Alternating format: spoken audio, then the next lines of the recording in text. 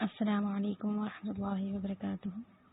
الحمد للہ الذی وکفی وسلام علی عباده الذین اصطفی، اما بعد فاعوذ باللہ من الشیطان الرجیم، بسم اللہ الرحمن الرحیم۔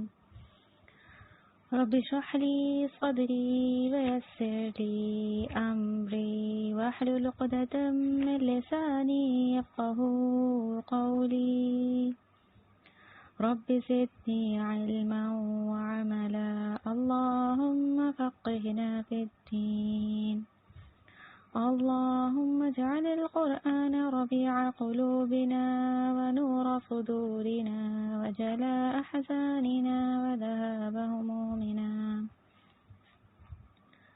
اللهم إنا نسألك علما نافعا وعملا متقبلا ورزقا حلالا طيبا۔ کیا حال ہیں آپ تمام کے؟ امید کرتی ہوں سبھی خیریت سے ایمان اور صحت کی حالتوں میں ہوں گے۔ آج ہم انشاءاللہ سورہ نساء کا آغاز کریں گے اور آیت نمبر 1 سے 3 تک کا سبق پڑھیں گے۔ ترجمہ کرتے ہیں اللہ سبحانہ و تعالیٰ کے بابرکت نام کے ساتھ۔ سورۃ النساء مدنیہ، بسم اللہ الرحمن الرحیم۔ یا ایہا الناس اتقوا، اے لوگو تم ڈرو، ربکم الذی، اپنے رب سے وہ جس نے خلقکم تمہیں پیدا کیا، من نفس واحدۃ ایک جان سے، وخلق اور اس نے پیدا کیا، منہا اسی سے، زوجہا اس کا جوڑا، وبث اور اس نے پھیلائے، منہما ان دونوں سے، رجالاً مرد، کثیراً کثرت سے، ونساءً اور عورتیں۔ واتقوا اللہ اور تم اللہ سے ڈرو، الذی وہ کہ تساءلون تم ایک دوسرے سے سوال کرتے ہو، بہ اس کے واسطے سے، والارحام اور ڈرو تم رشتوں کے توڑنے سے، ان اللہ بے شک اللہ کانا ہے، علیکم تم پر، رقیبا نگہبان۔ وآتوا الیتامی اور تم دو یتیموں کو، اموالہم ان کے مال، ولا تتبدلوا الخبیث اور نہ تم بدل کر لو ناپاک کو، بالطیب پاک کے عوض، ولا تأکلوا اور نہ تم کھاؤ، اموالہم ان کے مال، الی اموالکم اپنے مالوں کے ساتھ ملا کر، انہو بلا شبہ یہ کانا ہے، حوباً کبیرا گناہ بہت بڑا۔ وَإِنْ خِفْتُمْ اور اگر تم ڈرو، اللہ اس سے کہ نہ تقسطوا تم انصاف کر سکو گے، فی الیتامی یتیم عورتوں کے بارے میں، فانکحوا تو تم نکاح کرو، ما طاب لکم ان سے جو اچھی لگیں تمہیں، من النساء عورتوں سے، مثنا دو دو، وثلاثا اور تین تین، ورباع اور چار چار۔ فَإِنْ خِفْتُمْ پس اگر تم ڈرو، اللہ اس بات سے کہ نہ تعدلوا تم انصاف کر سکو گے، فواحدۃ تو ایک ہی سے، او ما ملکت ایمانکم یا جس کے مالک ہوئے تمہارے دائیں ہاتھ، ذالک یہ ادنا زیادہ قریب ہے، اللہ تعولوا اس کے کہ نا انصافی کرو تم۔ یہاں پر ہم نے آیت نمبر 3 تک ترجمہ پڑھ لیا۔ اب ہم ان آیات کی تفسیر کی طرف بڑھتے ہیں۔ اچھا دیکھیے، جس سورت کا ہم نے آغاز کیا اس سورت کا نام سورۃ النساء ہے۔ نساء کے معنی ہوتے ہیں عورتیں، اور اس سورت میں عورتوں کے بہت سے اہم مسائل کا اللہ سبحانہ و تعالی نے تذکرہ فرمایا ہے، اسی لیے اس سورت کا نام سورۃ النساء رکھا گیا۔ اللہ پہلے آیت میں کہتے ہیں، لوگوں اپنے اس رب سے ڈرتے رہو جس نے تمہیں ایک جان سے پیدا کیا، پھر اسی سے اس کا جوڑا بنایا، پھر ان دونوں سے دنیا میں بہت سے مرد اور عورتیں پھیلا دیں، اور اس اللہ سے ڈرو جس کا وعدہ دے کر تم ایک دوسرے سے اپنا حق مانگتے ہو، اور قریبی رشتوں کے معاملے میں بھی اللہ سے ڈرتے رہو، بلا شبہ اللہ تم پر ہر وقت نظر رکھے ہوئے ہے۔ اللہ سبحانہ و تعالی نے اس سورت کا آغاز کن الفاظ میں کیا؟ یا ایھا الناس اتقوا، اے لوگو اپنے رب سے ڈرو۔ اللہ کا ڈر، اللہ کا خوف ہمارے دل میں ہونا بہت ضروری ہے۔ بہت سی دفعہ ہم نے اس بات کا تذکرہ کیا۔ اللہ کا ڈر، اللہ کا خوف ہی ہمیں شریعت کے مطابق زندگی گزارنے پر جو ہے وہ لے کر آتا ہے۔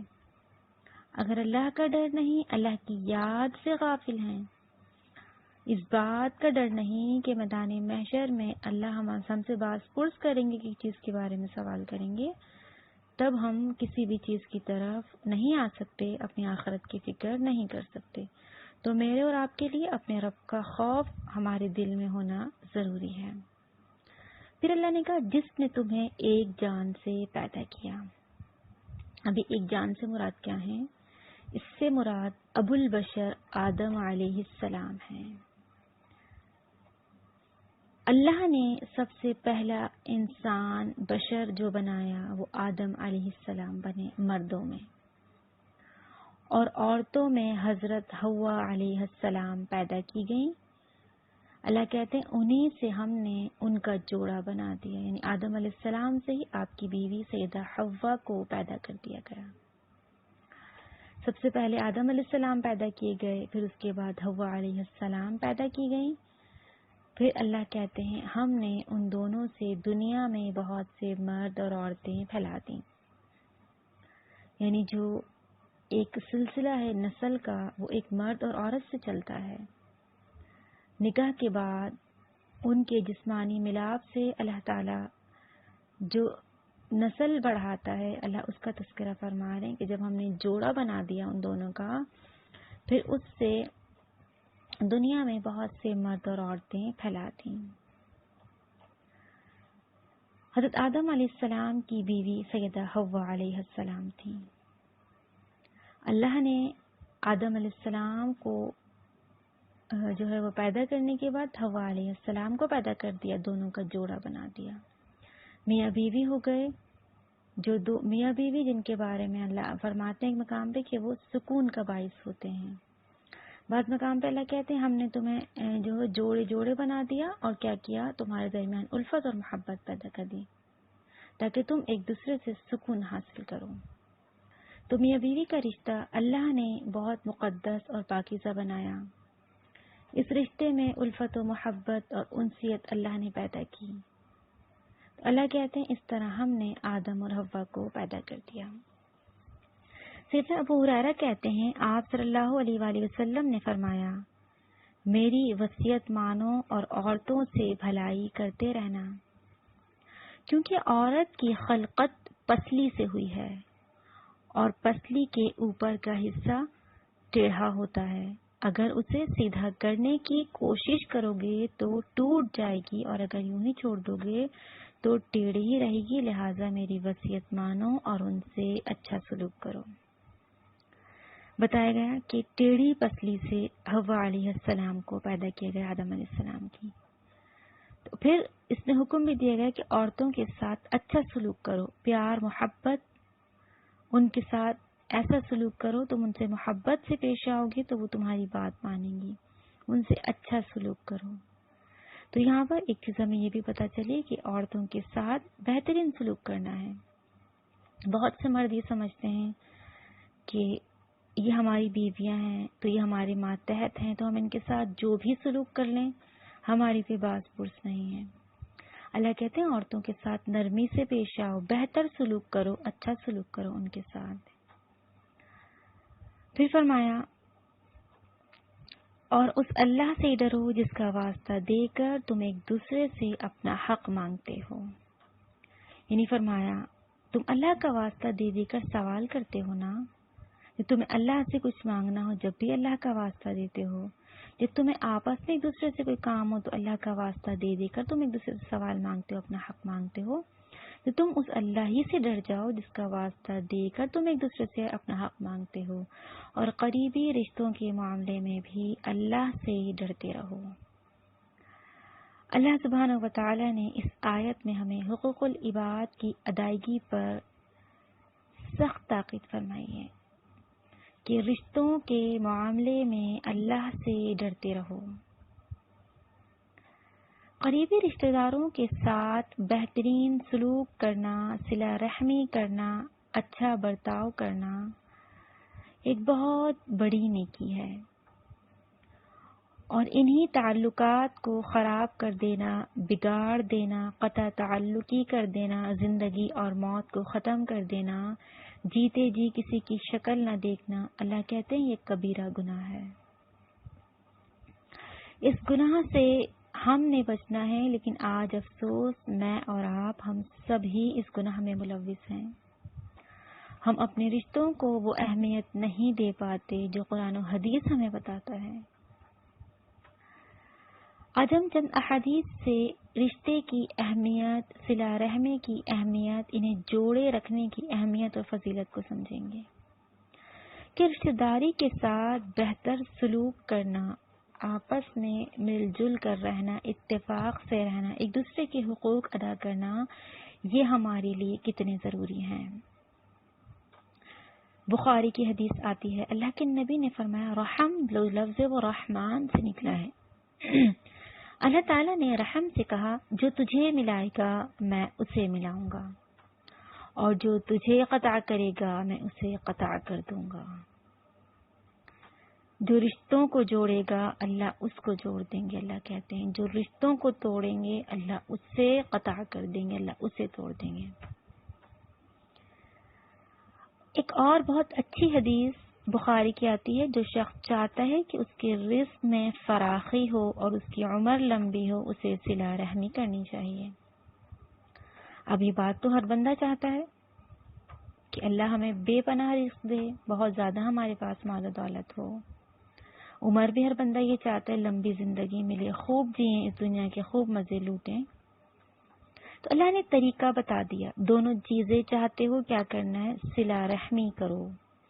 صلہ رحمی کیا ہے؟ رشتوں کے ساتھ بہترین سلوک کرنا، ان کے حقوق ادا کرنا، ان سے بہترین اور اچھے سے اچھا سلوک کرنا، قرابت داری کو، رشتہ داری کو جوڑنا، یہ تمام صلہ رحمی میں آتا ہے. اللہ کہتے ہیں صلہ رحمی کرو، اللہ تمہیں یہ دو چیزیں عطا کر دیں گے. ایک اور حدیث میں آتا ہے، لا يدخل الجنت قاطع، رشتہ توڑنے والا جنت میں نہیں جائے گا.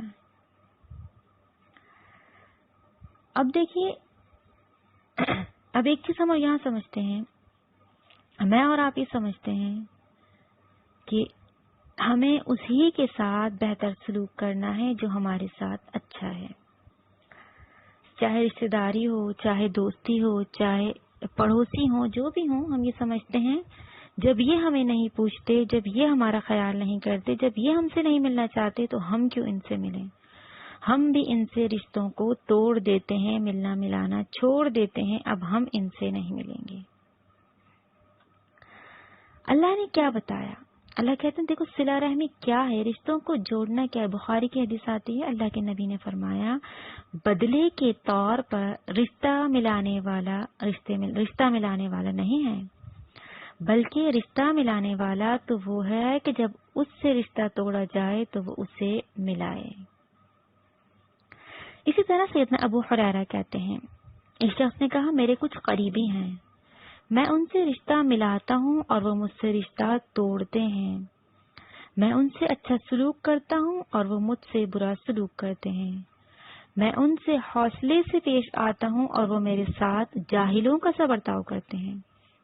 آپ صلی اللہ علیہ وآلہ وسلم نے فرمایا، اگر ایسی بات ہی ہے جو تم کہہ رہے ہو تو گویا تم ان کے منہ میں گرم راکھ ڈال رہے ہو، اور جب تک تم اس حال پر قائم رہو گے ان کے مقابلے میں اللہ کی طرف سے تمہارے ساتھ ہمیشہ ایک مددگار رہے گا. اب دیکھیے، اللہ نے صلہ رحمی ہمیں بتا دی کہ دیکھو تم یہ سمجھتے ہو کہ وہ مجھ سے نہیں ملتا تو میں نہیں ملوں گا، میں بھی اس سے رشتہ تعلق توڑ دیتا ہوں. لیکن اللہ کہتے ہیں دیکھو یہ صلہ رحمی نہیں. اللہ کے نبی نے فرمایا، جو تم سے رشتہ جوڑے تم اس سے جوڑو، جو تم سے رشتہ توڑے تم اسی سے جوڑو، جو تم سے بھاگے، جو تم سے قطع تعلقی کرنا چاہے، جو تمہارے ساتھ برا سلوک کرے، تمہیں برا بھلا کہے، تم اسی کے ساتھ محبت سے پیش آؤ. اسی کے ساتھ بہترین سلوک کرو۔ ہم کیا سمجھتے ہیں کہ ہم کیا اتنے گرے ہوئے ہیں جب وہ ہمیں پوچھ نہیں رہا، ہم سے ملنا گوارا نہیں کر رہا، ہمارے سلام کا صحیح طور پر جواب نہیں دے رہا، ہم سے سیدھے منہ بات نہیں کر رہا، تو ہم کیوں بھلا اس سے ملیں؟ لیکن اس کا اجر اللہ نے کتنا رکھا یہ میں اور آپ نہیں جانتے۔ بے شک سامنے والا انسان ہمیں ڈیگریڈ کر رہا ہے، وہ ہمارے ساتھ برا سلوک کر رہا ہے، ہمیں محسوس بھی ہو رہا ہے کہ ہم فلاں کے گھر گئے، وہ ہمارا رشتہ دار تھا، ہم اس سے ملے، سلام کیا، ہم نے اس سے رشتہ جوڑنا چاہا، پر اس نے کیسا سلوک کیا۔ یہ ہمیں تکلیف بھی بہت دیتا ہے، جو ہمارے قریبی رشتے ایسا کرتے ہیں بہت تکلیف دیتے ہیں ہمیں۔ لیکن ہم اللہ کی نظر میں کتنا مقام پا لیتے ہیں یہ میں اور آپ نہیں سمجھ سکتے۔ جب قیامت کا دن ہوگا، میدان محشر سجا ہوگا، رشتوں کو جوڑنے والوں کو اللہ بہت بڑے بڑے درجات عطا کر رہا ہوگا، تب ہم سوچیں گے کہ اللہ اگر ہم بھی ایسا کر لیتے تو ہمیں بھی یہ جو ہے وہ عطا ہو جاتے، یہ درجات، یہ فضیلتیں، یہ نعمتیں، یہ جنت کی صورت میں ہمیں بھی مل جاتی۔ اس وقت ہمارے پاس پچھتاوے کے علاوہ کچھ نہ ہوگا۔ لیکن افسوس کے ساتھ کہنا پڑتا ہے کہ ہم زندگی میں قدر نہیں کرتے۔ جب وہ رشتے ہم سے جدا ہو جاتے ہیں تو ہم بہت تڑپ بھی رہے ہوتے ہیں، ہمیں تکلیف بھی بہت ہوتی ہے، لیکن جیتے جی ہم اپنے رشتوں کی قدر نہیں کرتے، جبکہ اللہ کہتے ہیں رشتوں کو جوڑو، رشتوں کو ملاؤ۔ ہم سمجھتے ہم کیوں دوسروں کی نظر میں برے بنے، کیا ہم اتنے گرے ہوئے، کیا ہم اتنے حقیر ہیں کہ وہ ہم سے ملنا پسند نہیں کرتا، اور جو ملنے ملانے والے ہوتے ہیں وہ بھی ایسے سوچتے ہیں کہ یہ کیسی ہے جو کوئی ان سے ملنا نہیں چاہ رہا۔ پھر بھی بہت سے لوگ بھڑکانے والے ہوتے ہیں، بہت سے لوگ فساد برپا کرنے والے ہوتے ہیں، جو اس طرح کی باتیں کرتے ہیں کہ تم بھی کیوں ان سے ملتی ہو، یا تم بھی کیوں ان کے سامنے جاتی ہو، تم کیوں ان سے سلام کر کے اپنے تعلق کو بڑھاتی ہو۔ لیکن دیکھیے ہمیں اللہ کی رضا کے لیے کرنا ہے۔ کوئی ہم سے اچھا سلوک کرتا ہے تب بھی، نہیں کرتا تب بھی ہم نے رشتوں کو جوڑنا اور ملانا ہے۔ کیونکہ دیکھیں کتنی پیاری حدیث، اللہ کہتے ہیں جب تک تم اس حال پہ قائم رہو گے نا، تم اپنا کام کرتے رہو گے، وہ نہیں ملتا نہ ملے، وہ سلام نہیں کا جواب نہیں دیتا نہ دے، اللہ تمہارے لیے اپنی طرف سے ایک مددگار جو ہے وہ مقرر کر دیتا ہے، تمہارے ساتھ ہمیشہ ایک مددگار رہتا ہے۔ اتنی فضیلت اللہ دنیا میں ہی دے رہے ہیں، تو آخرت میں تو اس کا اجر بہت ہوگا۔ جو رشتوں کو توڑنے والے ہوں گے، جب وہ رشتہ جوڑنے والوں کی فضیلتوں کو دیکھ رہے ہوں گے تو ہائے افسوس کر رہے ہوں گے کہ ہم بھی ایسا کر لیتے، ہم تو سمجھتے تھے یہ کیسی ہے، یہ کس طرح جو ہے وہ اپنے آپ کو لوگوں کی نظر میں گراتی رہتی ہے، اس کو اپنی عزت کا خیال نہیں، لیکن آج اللہ نے اس کو کیا مرتبہ اور عزت دی۔ اس دن افسوس اور پچھتاوے کے علاوہ میرے اور آپ کے ہاتھ میں کچھ نہ ہوگا۔ قدر کرنی ہے تو آج ہی کرنی ہے، نیکیوں کا ذخیرہ تیار کرنا ہے تو آج ہی کرنا ہے، آج ہی بہتر سے بہتر سلوک کرنا ہے، تاکہ حقوق اللہ کے ساتھ حقوق العباد کی بھی ادائیگی ہو۔ نماز پڑھ لی، روزہ رکھ لیا، میں اور آپ سمجھتے ہیں ہم بہت دیندار ہو گئے، لیکن اللہ نے بندوں کے بھی ایک دوسرے پر بہت زیادہ حقوق رکھے ہیں، جن کی ادائیگی میرے اور آپ کے لیے بہت ضروری ہے۔ ہر رشتہ اس میں شامل ہے۔ اللہ نے کہا رشتوں کے معاملے میں بھی اللہ سے ڈرتے رہو، یہ نہ سمجھو کہ بے لگام چھوڑ دو کہ بس رشتہ داری ہے لیکن اس کو نبھانا نہیں۔ اللہ کہتے ہیں ایسا نہ کرو، رشتوں کو جوڑو، اس کو ملاؤ، قطع تعلق ہی نہ کرو۔ اللہ کے نبی نے صاف کہہ دیا اللہ کے حکم سے کہ وہ شخص جنت میں داخل ہی نہ ہوگا۔ اللہ کے نبی نے ایک حدیث آتی ہے، آئی تھنک میں نے پہلے بھی آپ لوگوں سے شیئر کی، اللہ کے نبی نے صحابہ کرام سے فرمایا جانتے ہو میری امت کا مفلس کون ہے؟ اس کا مفہوم میں آپ کے سامنے پیش کر رہی تو صحابہ کرام نے کہا جی جس کے پاس نہ درہم ہو نہ دینار ہو، جس کے پاس کچھ نہ ہو، جو خالی ہاتھ ہو۔ صحابہ کرام نے یہ کہا، اللہ کے نبی نے فرمایا نہیں، میری امت کا مفلس وہ ہوگا جو بہت زیادہ نمازیں بھی لے کر آیا ہوگا، روزے بھی لے کر آیا ہوگا، بہت عبادتیں بھی کرتا ہوگا، لیکن اس نے حقوق العباد کو ادا نہ کیا ہوگا۔ اللہ رشتہ داری کو ادا نہ کرنے کی وجہ سے، حقوق ادا نہ کرنے کی وجہ سے جب ہم دنیا میں کسی کے حق مارتے ہیں تو اللہ ہمارا آخرت میں کس طرح سے حساب لے گا. ذرا سوچئے کہ ظالم کی نیکیاں مظلوم کے سر پر ڈال دی جائیں گی اور مظلوم کے گناہ ظالم کو دے دیے جائیں گے. یعنی جو نیکیاں ہوں گی جس پر ظلم کیا تھا دنیا میں، اللہ وہ نیکیاں اس کو دے دیں گے، اور جو مظلوم کے گناہ ہوں گے وہ ظلم کرنے والے پر ڈال دیں گے. اس طرح ایک دوسرے کے حقوق کو ادا کرنا ہوگا. جب دنیا میں حقوق ادا نہیں کر رہے تو آخرت میں جب ہمیں نیکیوں کی ضرورت ہوگی، جب ہمیں صرف چاہیے کیا ہوگا، نیکیاں ہی چاہیے ہوں گی، اللہ ہم سے وہ بھی لے لیں گے ہمارے بہتر سلوک نہ کرنے کی وجہ سے. آج ہر گھر میں فتنہ فساد، لڑائی جھگڑا، قطع تعلقیاں، ایک دوسرے سے موت میت ختم کر دینا، ایک دوسرے سے خوشی اور غمی ختم کر دینا، جیتے جی کسی کی شکل نہ دیکھنا، قطع تعلقی کر دینا، ایک دوسرے سے لڑنا جھگڑنا ہر گھر کی کہانی بن چکا ہے. جبکہ ہمارا دین ہمیں اس کی اجازت نہیں دیتا. اللہ تو کہتے ہیں رشتوں کو جوڑو، رشتوں کو ملاؤ. اللہ سے دعا کرتے ہیں اللہ تعالیٰ جہاں پر ہم کوتاہیاں کر رہے ہیں اللہ وہاں پر ہماری مدد فرما دیجیے اور ہمیں اس قابل بنا دیجیے کہ ہم حقوق اللہ اور حقوق العباد دونوں کو صحیح طور پر ادا کر سکیں. اسی طرح ایک حدیث ترمذی کی آتی ہے، آپ صلی اللہ علیہ وسلم نے فرمایا کوئی گناہ بغاوت اور قطع رحمی سے زیادہ اس بات کا اہل نہیں کہ اللہ اسے دنیا میں بھی فوراً سزا دے اور ساتھ ہی ساتھ آخرت میں بھی اس کے لیے عذاب بطور ذخیرہ رکھے. اب دیکھیے بغاوت اور قطع رحمی کو اللہ نے ایسا گناہ قرار دے دیا کہ اس کی سزا انسان کو دنیا میں بھی ملتی ہے اور آخرت میں بھی ملتی ہے. اللہ کہتے ہیں دیکھو رشتوں کے ساتھ برا سلوک کرو گے تم دنیا میں بھی دیکھ لو گے اپنا انجام، اور آخرت میں تو تمہارے ساتھ برا ہونا ہی ہونا ہے. تو ذرا سوچیے ہم اپنی دنیا بھی خراب کر رہے، اپنی آخرت بھی خراب کر رہے. سیدنا ابو ایوب فرماتے ہیں شخص نے آپ صلی اللہ علیہ وسلم سے پوچھا اللہ کے رسول مجھے ایسا عمل بتائیے جو مجھے جنت میں لے جائے. آپ نے فرمایا اللہ کی عبادت کرو اور اس میں ذرا بھی شرک نہ کرنا، نماز قائم کرو، زکوٰۃ ادا کرو اور صلہ رحمی کرو.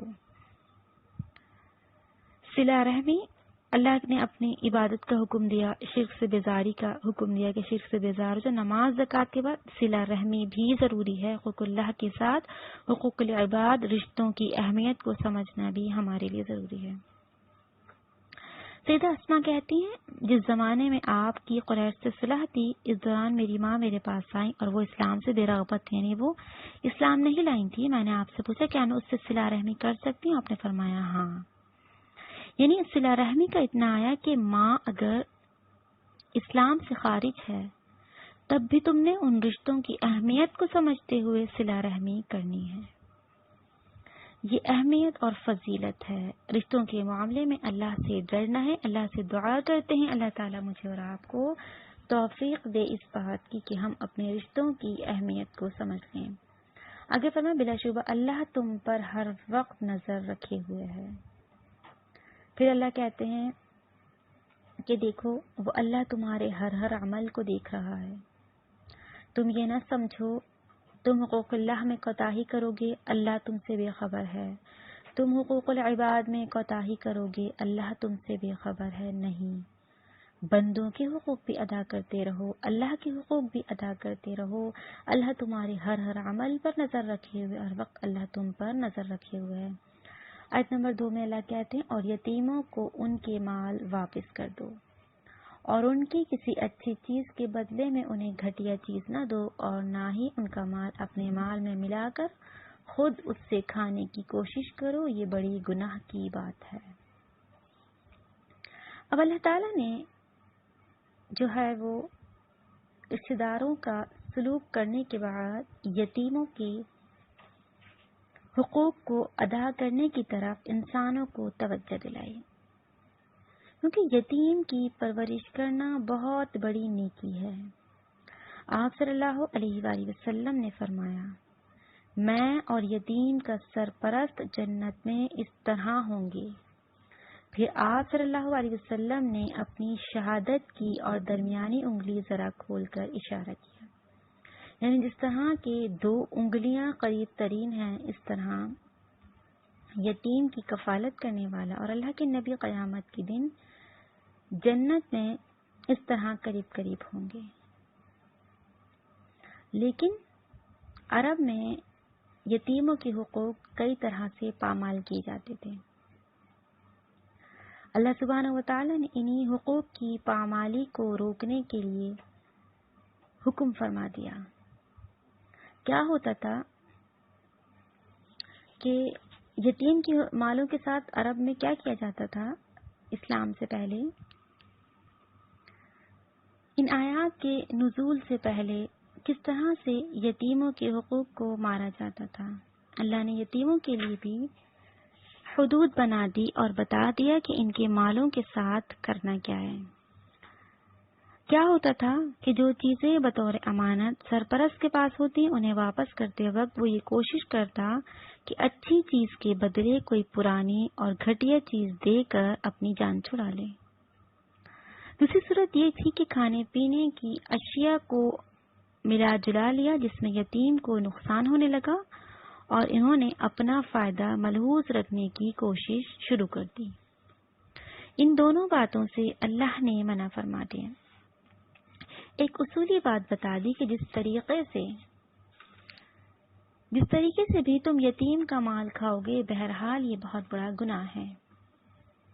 اچھا، یہاں ہم یہ بات سمجھ لیتے ہیں کہ پہلے یہ حکم دیا گیا تھا کہ یتیم کے کھانے پینے کی اشیاء اپنی اشیاء میں نہ ملائی جائے، کیونکہ اس طرح بعض یعنی اپنا کھانا ملانے سے ان کے کھانے ملانے میں جو نقصان پہنچتا تھا زیادہ تر وہ یتیم کو ہوتا تھا۔ مثلا زیادہ کھانا پک گیا یا جتنا پکا تھا وہ اتنا کھا نہ سکے، نقصان کس کا ہوا؟ یتیم کے مال کا۔ اب اس کے بعد اللہ نے اشیاء خوردونوش کو ملانے کی اجازت تو دے دی، یعنی پہلے ملانے کی اجازت بھی نہیں تھی لیکن پھر اللہ نے ملانے کی اجازت دے دی، لیکن ساتھ ساتھ احتیاط کا بھی حکم دے دیا کہ یتیم کو اگر تم یعنی ایک ساتھ کھانا بنا بھی رہے ہو تو انہیں کسی طرح کا نقصان نہ پہنچاؤ۔ یعنی ایسا ہوتا ہے کہ یتیم کی کفالت کرنے کے لیے جب ظاہر سی بات ہے گھر میں رہ رہے ہوتے ہیں تو کھانا ایک جگہ بن رہا ہوتا ہے، تو فرمایا کہ اگر تم یتیم کے مال کو اس میں استعمال کر رہے ہو تو ایسا نہ کرو کہ تم اتنا یعنی یتیم ہی کا مال ان خوردونوش پر کھانے پینے کی چیزوں پر لگاتے رہو کہ یتیم کو نقصان ہو۔ یتیم کا کسی بھی طرح نقصان نہیں ہونا چاہیے۔ پھر فرمایا یہ بہت بڑی گناہ کی بات ہے، اللہ نے بتا دیا کہ دیکھو یہ گناہ کی بات ہے، تمہیں ایسا نہیں کرنا۔ پھر فرمایا اگر تمہیں یہ خطرہ ہو کہ یتیم لڑکیوں کے بارے میں ان سے انصاف نہ کر سکو گے تو پھر دوسری عورتوں سے جو تمہیں پسند آئیں 2 2 3 3 4 4 تک نکاح کر لو، لیکن اگر تمہیں یہ اندیشہ ہو کہ تم انصاف نہ کر سکو گے تو پھر ایک ہی کافی ہے، یا پھر وہ کنیزیں جو تمہارے قبضے میں ہوں۔ بے انصافی سے بچنے کے لیے یہ بات قرین ثواب ہے۔ اب اللہ کہتے ہیں زیادہ تر حق تلفی یتیم لڑکیوں کی ہوا کرتی تھی۔ اب یہ تو ظاہر ہے کہ یتیم لڑکی کا ولی کوئی قریبی رشتہ دار ہی ہو سکتا ہے، اور وراثت میں بھی ولی اور یتیم لڑکی کا اشتراک ممکن ہے، ٹھیک ہے نا؟ یعنی یتیم لڑکی کی جو کفالت کر رہا ہے وہ اس کا کوئی قریبی رشتہ دار ہے اور ان دونوں کا ہی آپس میں کیونکہ وہ اس کا ولی ہے تو ان لوگوں کا آپس میں وراثت میں بھی حصہ بن رہا ہوگا۔ اب جب لڑکی جوان ہونا شروع ہو جاتی ہے تو اب لڑکی کے جوان ہونے پر 3 صورتیں پیش آ سکتی ہیں۔ ایک یہ کہ لڑکی خوبصورت نہ ہو اور ولی کے دل میں اس کی الفت بھی نہ ہو اور وہ محض اس طمع سے اس سے نکاح کر لے کہ اس کا ورثے کا مال اس کے ہاتھ سے نکل جائے گا۔ اس طرح کا نکاح کرنا بھی اس لڑکی پر ظلم ہے، یعنی نہ تو لڑکی پسند نہیں ہے، دل میں الفت بھی نہیں، اس کی خوبصورتی بھی پسند نہیں آ رہی، لیکن صرف مال کی لالچ میں نکاح کر لیا اور پھر بعد میں اس کے ساتھ برا سلوک کیا، اس کو وہ حقوق نہیں دیا جو ایک بیوی کا ہوتا ہے، تو اللہ کہتے ہیں ایسے یتیم کے ساتھ ظلم نہ کرو۔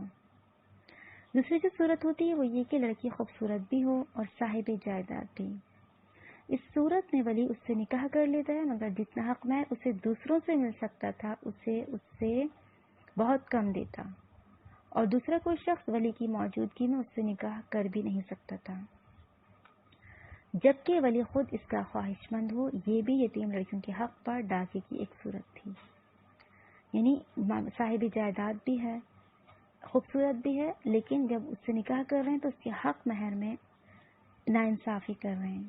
فرمایا ایسا بھی نہ کرو۔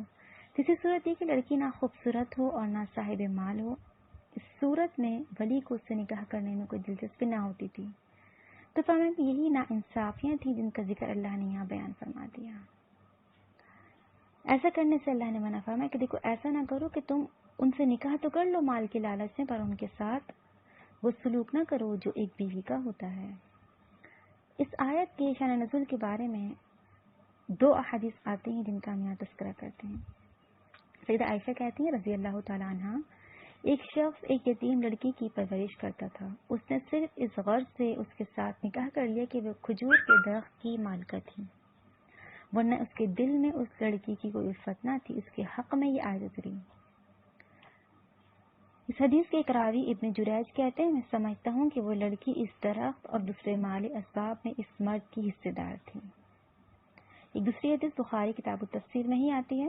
سیدنا عائشہ کے بھانجے رضی اللہ تعالیٰ عنہ عروہ بن زبیر رضی اللہ تعالیٰ عنہ نے ان سے اس آیت کا مطلب پوچھا تو انہوں نے فرمایا، بھانجے اس آیت کا مطلب یہ ہے کہ ایک یتیم لڑکی اپنی ولی کی پرورش میں ہو اور ترکے کی روح سے اس کی جائیداد میں حصے دار ہو، اور ولی کو اس کا مال اور جمال تو پسند آیا مگر وہ اسے اتنا مہر دینے پر آمادہ نہ ہو جتنا اسے دوسرے لوگ دے دیتے ہیں، تو وہ اس سے نکاح نہ کرے۔ ہاں اگر اتنا ہی دے دے تو پھر نکاح کر سکتا ہے، ورنہ وہ ان کے علاوہ دوسری عورتوں سے جو انہیں پسند ہو نکاح کر لیں، اور 4 تک ایسی بیویوں کی اجازت دے دی۔ یعنی وہی بات پتہ چلی کہ اگر تم نکاح کر رہے ہو ان یتیموں سے، یتیم لڑکی سے، تو پھر اس کو پورے حق بھی دو، اس کو جو ہے وہ بیوی کا حق بھی دو، اس کو حق مہر بھی ویسا ہی دو، اس کی زندگی کو ایسا خراب نہ کرو۔ ہاں اگر تمہیں کوئی اور دوسری پسند آ جائے تو اللہ نے تمہارے لیے جو ہے وہ 2 3 3 4 یعنی 4 شادیاں کرنے کا حکم مرد کو ہے، تم اس طرح کر سکتے ہو۔ اب یہاں پہ دیکھیے پھر دوسری عورتوں سے جو تمہیں پسند آئے 2 2 3 3 4 4 تک نکاح کر لو۔ اب یہاں پر ہمیں پتہ چلا کہ مرد کے لیے 4 شادیاں کرنے کی اجازت ہے،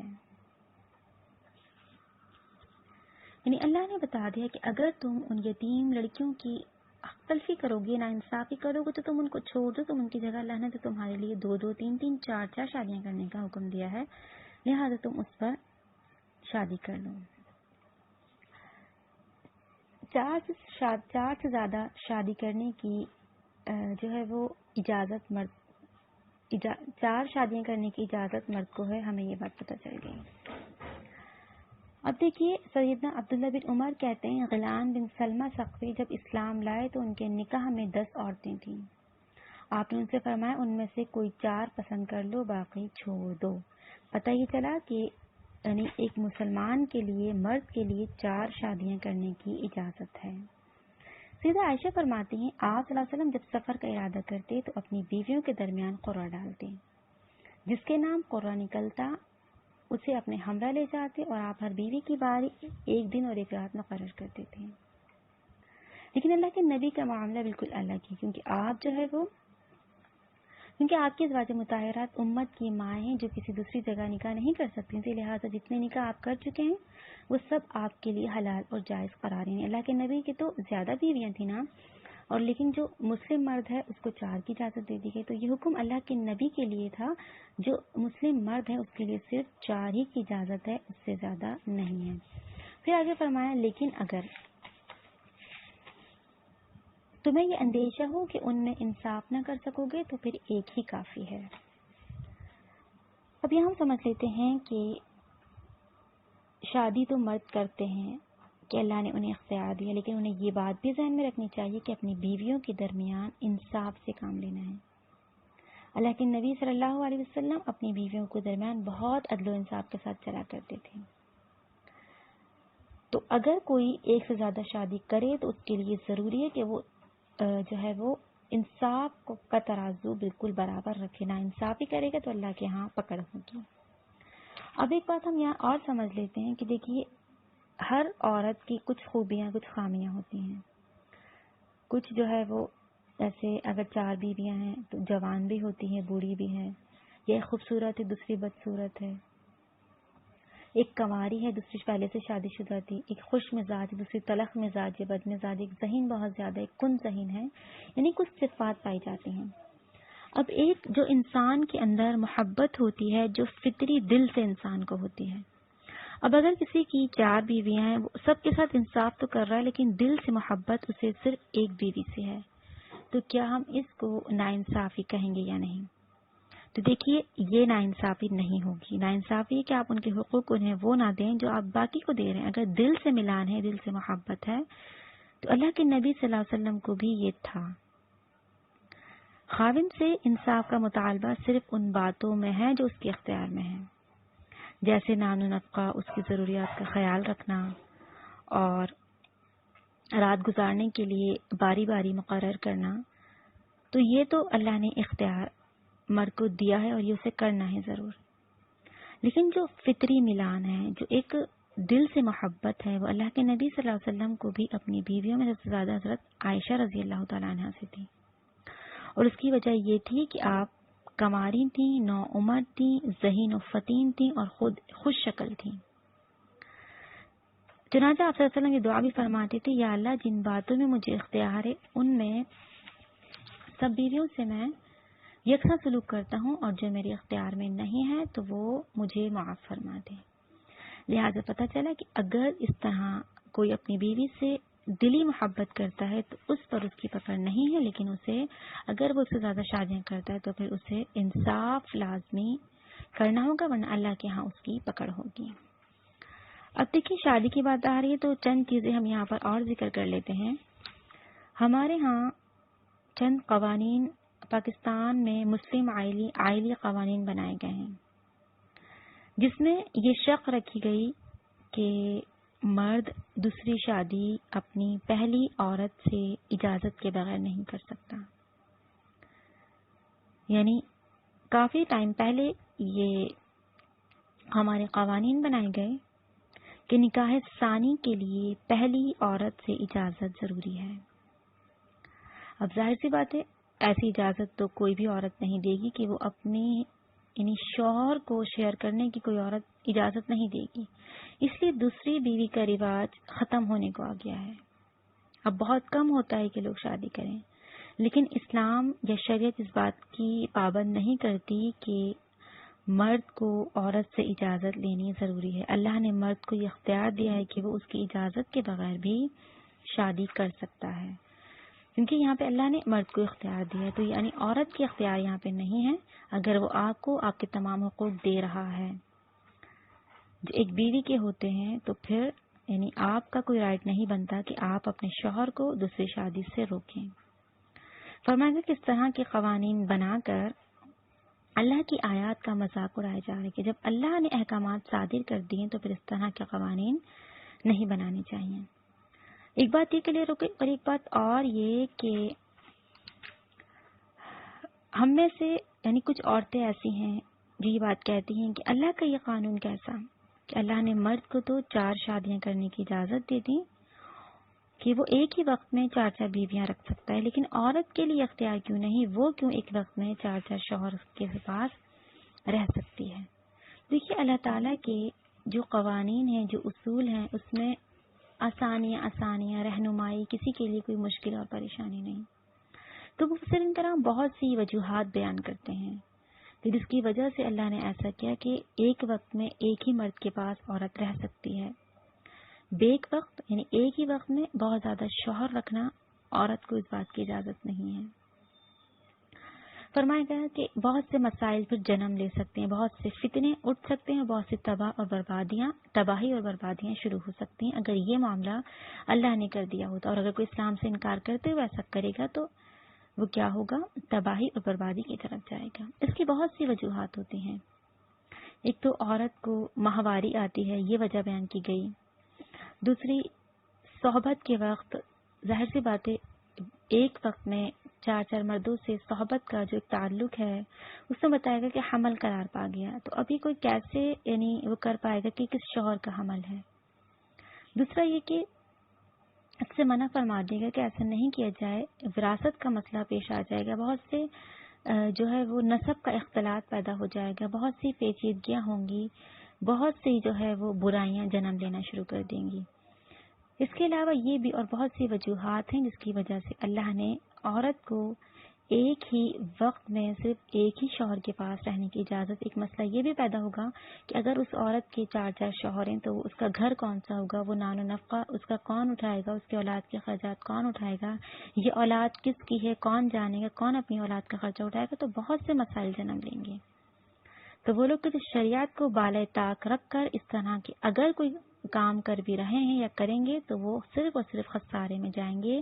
اسلام نے مرد کو تو ایک ہی وقت میں 4 عورتیں رکھنے کی اجازت دے دی، پر عورت کے لیے ایک وقت میں صرف ایک ہی شوہر کے پاس رہنا ہوگا۔ اگر وہ شوہر اس کو طلاق دے دیتا ہے یا اس کا شوہر فوت ہو جاتا ہے یا جو ہے وہ خلا لے لیتی ہے تو ان صورتوں میں اس کو اور شادیاں کرنے کی اجازت ہے، لیکن ایک وقت میں اسے ایک ہی شوہر کے پاس رہنا ہوگا۔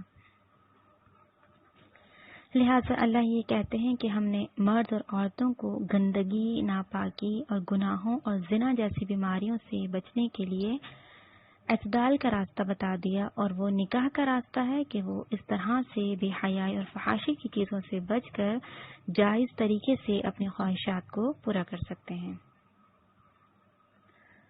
پھر فرمائے گا آگے او ما ملکت ایمانکم، یا پھر وہ کنیزیں جو تمہارے قبضے میں ہوں۔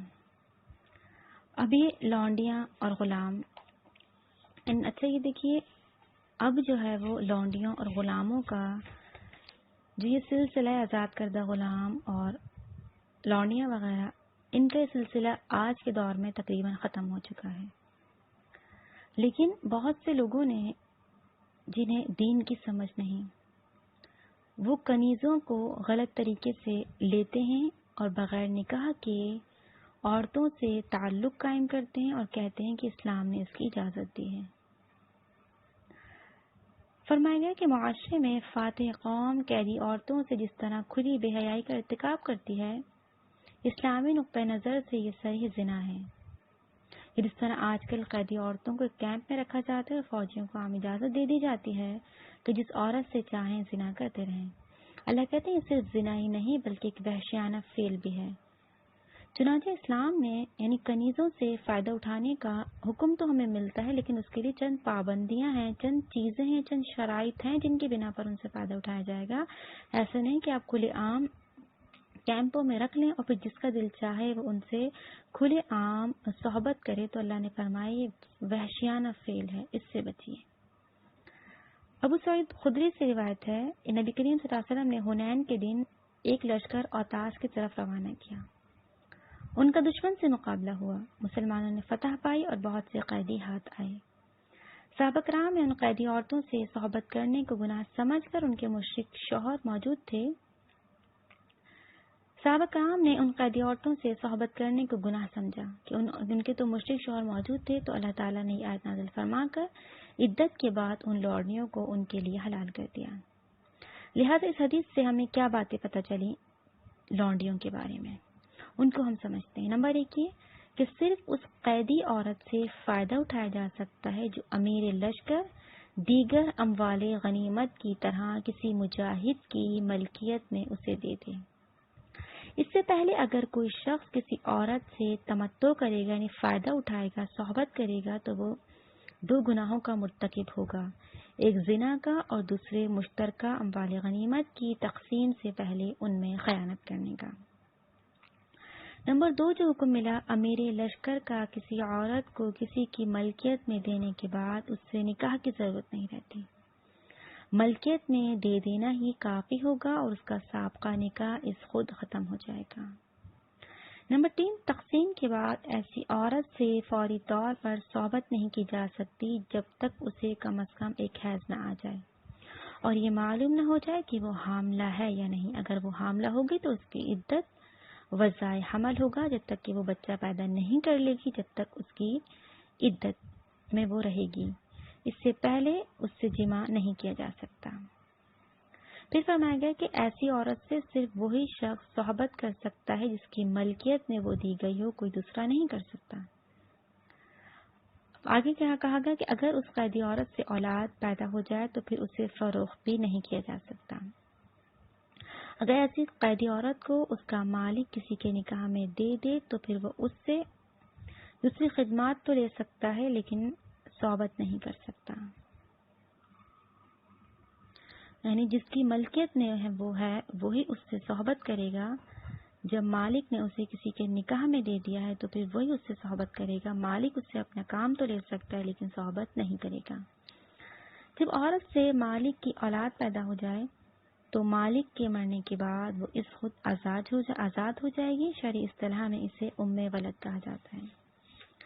اگر امیر لشکر یا حکومت ایک عورت کو کسی کی ملکیت میں دے دے تو پھر وہ خود حکومت بھی اس بات کی اہل نہیں ہوگی کہ اس کو اس کی ملکیت سے واپس لے سکے، الا یہ کہ اس تقسیم میں کوئی ناانصافی کی بات ہو، واقع ہو جائے جس کا علم بعد میں ہو۔